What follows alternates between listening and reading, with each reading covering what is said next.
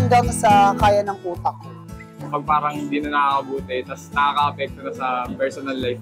I give unlimited chances po hanggat hindi pa po ako nauubos. If magbibuild po kami dalawa doon, piliin ko yung mag-stay sa kanya kahit sobrang toxic na. Nay, hindi ako aalis. Hindi ko iiwan si Zenon. Kung sasabihin po natin na may nakakausap ko po right now, and if may ever man na matigil yun, so maghahanap ka na naman ng bago makakausap. May hormonal imbalance kami tinatawag. Pag yun nasaktuhan, tapos tumama sa utak namin na nabaliw kami, na praning kami bigla, yun, hindi ko na kaya tiisin. Kailangan ko yung dating Zenon. Yung Zenon na minahal ko.